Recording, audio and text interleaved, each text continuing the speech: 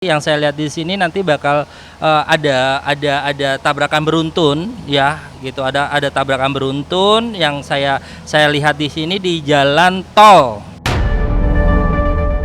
Iya iya, itu aku percaya deh, setelah balik nggak balik lagi ke sini dalam artian meninggal.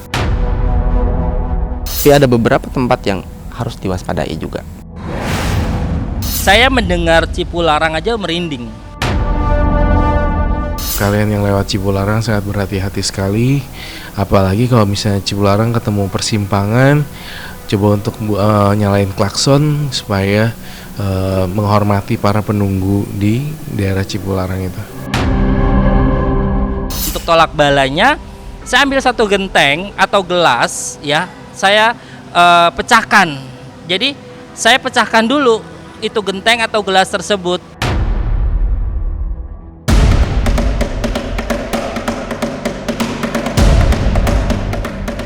Menuju Idul Fitri 1444 Hijriah, masyarakat Muslim berduyun-duyun meninggalkan ibu kota Jakarta. Semua bergerak ke kampung halaman dalam suasana bahagia. Tapi beberapa spiritualis memberi pesan hati-hati karena mudik lebaran tahun ini bisa berubah menjadi bencana. Roy Kiyoshi misalnya melihat akan ada peristiwa menakutkan pada arus mudik dan arus balik. Lantas, apa yang harus dilakukan para pemudik? Mungkinkah ada ritual penolak bala yang bisa dilakukan? Jangan dulu berlalu, masih akan banyak keganjilan terjadi di sini. Dan jangan lupa subscribe, like, share, dan komen agar tak ada yang terasa ganjil di sekitar Anda.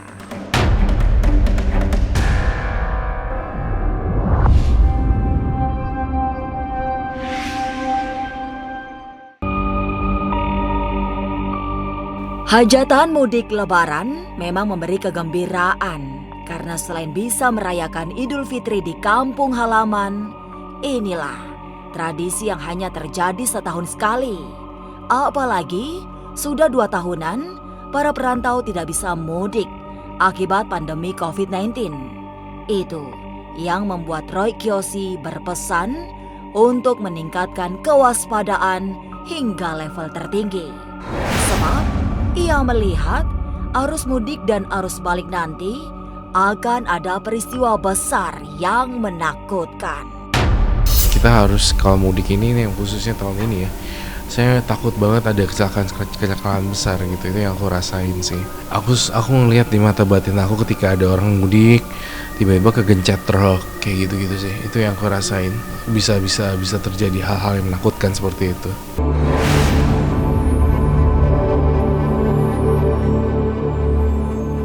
Selanjutnya, Roy Kiyoshi menggarisbawahi tempat paling rawan kecelakaan.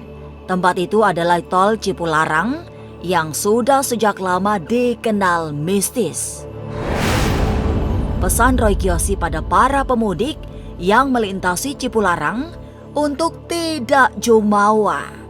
Jangan bercanda riak lewat ekstrim, karena hanya akan mengundang para dedemit penunggu Cipularang murka. Kemudian membuat onar.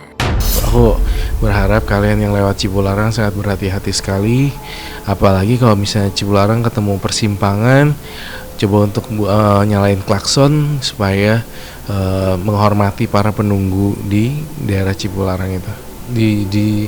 Di tol Cipularang tuh termasuk ada banyak kerajaan goib ya, ada pasar goib, ada kerajaan goib kayak gitu. Dan ketika kita ke sana, hendaknya kita harus bersih hatinya gitu.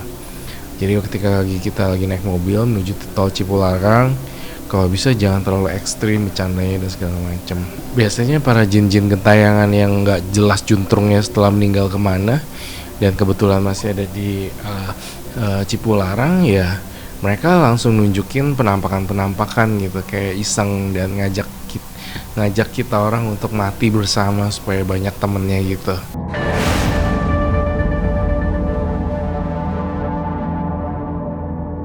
Walaupun tidak secara rinci, Kiyoshi melihat akan ada tragedi yang membuat miris. Peristiwa maut itu menimpa mobil yang dihantam truk tronton.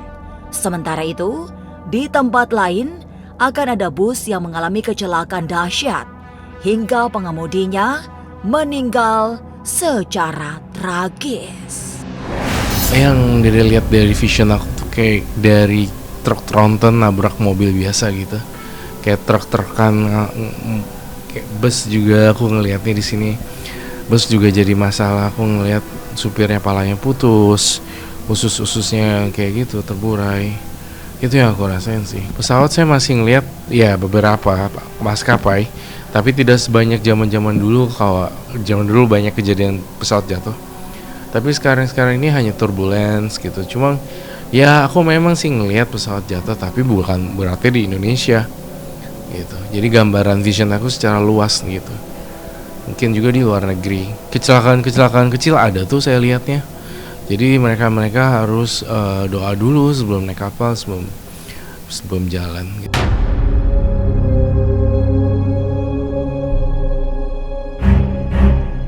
Kecelakaan maut mengintai para pemudik. Roy Kiyoshi mendeskripsikan kengeriannya melihat tragedi kecelakaan yang terjadi pada sebuah bus. Tapi benarkah sinyal tragis juga datang dari kartu tarot? Jangan kemana-mana, tetap subscribe, like, share, dan komen agar tak ada yang terasa ganjil di sekitar Anda.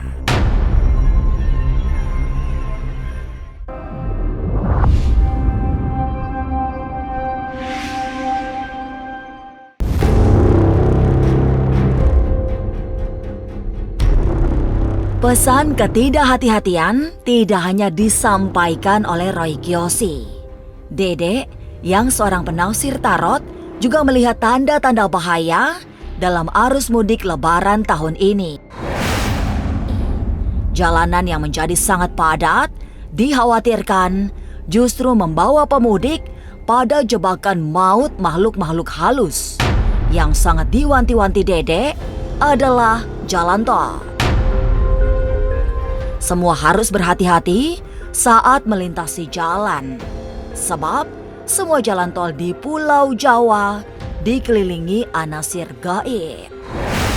Oke, di sini ada The Tower ya, jadi harus berhati-hati buat teman-teman, masyarakat, semuanya, sahabat yang ingin berpulang kampung, yang ingin berperjalanan, hati-hati di jalan dan jangan jangan, intinya keselamatan nomor satu. Sebenarnya di sini ya intinya kita harus berhati-hati ya, terutama memasuki jalan tol.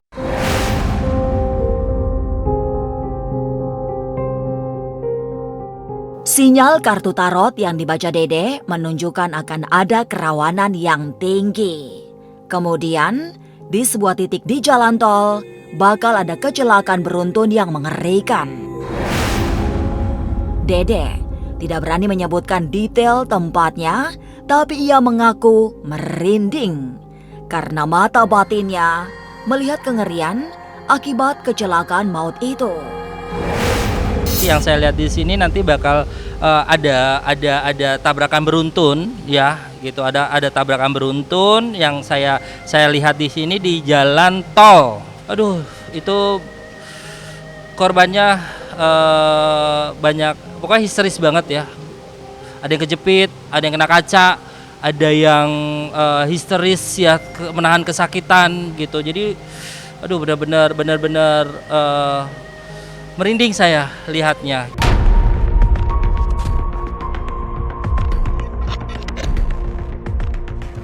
Beberapa ruas jalan yang bisa menjadi sangat rawan menurut Dede ada di sekitaran Jawa Barat.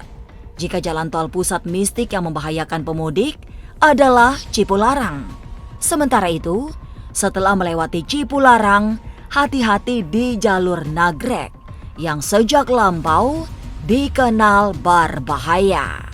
Yang saya lihat di sini inisial kayak Nagrek ya, kayak Cipularang ya seperti itu. Terus tol di sini yang apa tuh? Yang paling sering sih kayaknya Cipularang ya. Saya mendengar Cipularang aja merinding.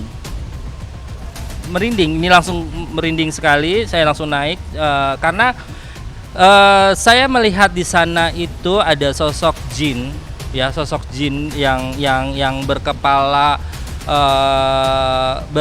Jadi kepala itu ada tanduknya. Manusia, badannya manusia, kepalanya manusia, tapi ada tanduknya dan sosok itu mengerikan ya gitu. Jadi suka iseng.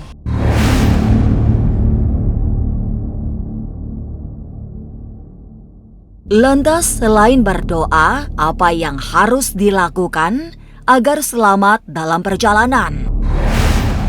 Jangan kemana-mana, tetap subscribe, like, share, dan komen agar tak ada yang terasa ganjil di sekitar Anda.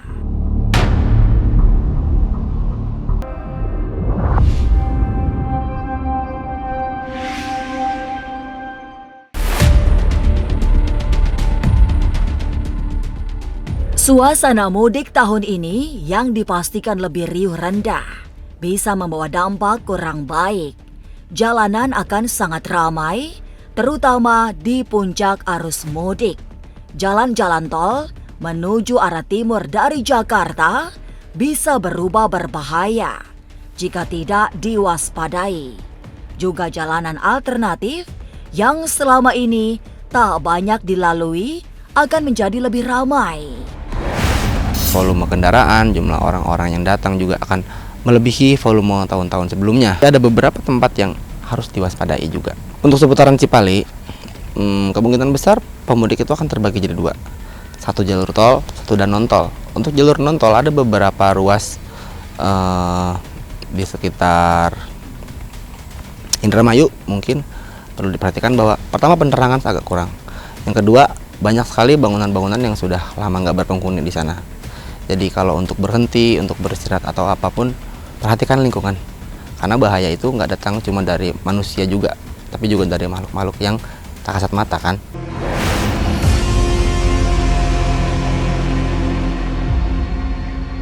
Meski secara lahiriah, mudik adalah kegembiraan, tapi ada sesuatu yang tak terlihat yang ikut menyertainya. Mereka mengintai setiap orang untuk tidak kembali lagi dengan selamat. Suasana metafisika itulah yang juga harus selalu diantisipasi oleh para pemudik agar pergi dan pulang lagi dengan bahagia.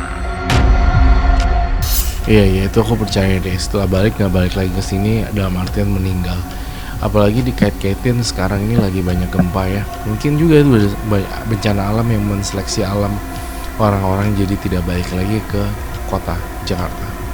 Seperti itu sih. Mungkin ya saya berdoa semoga bisa balik lagi berkumpul keluarga lagi di Jakarta ataupun di manapun. Sementara masih ada gempa-gempaan dan saya merasa masih ada air laut juga agak sedikit naik seperti itu. Tahun ini akan diwarnain dengan curah hujan yang sangat tinggi sekali. Panas hujan tapi dominannya hujan akhirnya. Itu yang ngebuat orang jadi cepat sakit sih sebenarnya, tanpa bisa menebak hari ini hujan, besok hujan lagi, besok panas, besoknya hujan seterusnya hujan gitu sih.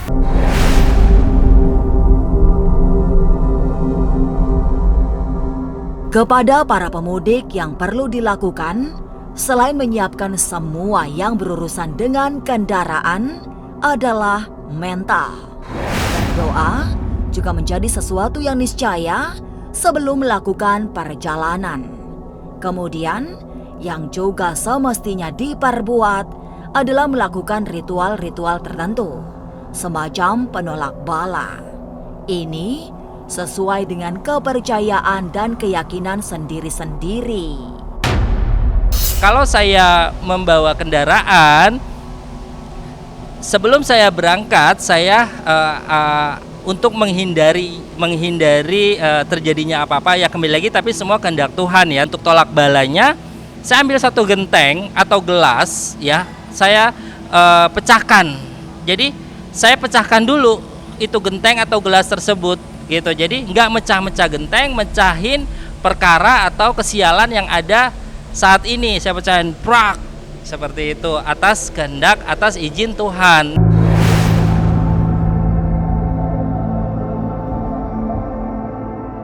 Mudik Lebaran bukan hanya tradisi tahunan bagi umat Muslim di Indonesia. Ini sudah menjadi hajatan nasional yang melibatkan jutaan orang yang berkendara. Sementara di alam tak terlihat, suasana riuh memberi kemungkinan munculnya anasir buruk yang mencelakakan. Mudah-mudahan semua selamat di jalan dan sampai tujuan. Rahayu. Sampai jumpa pada episode selanjutnya dengan kisah-kisah ganjil setiap hari Senin, Kamis, dan Jumat pukul 5 sore. Tapi sebelumnya, jangan lupa subscribe, like, share, dan komen agar tak ada yang terasa ganjil di sekitar Anda.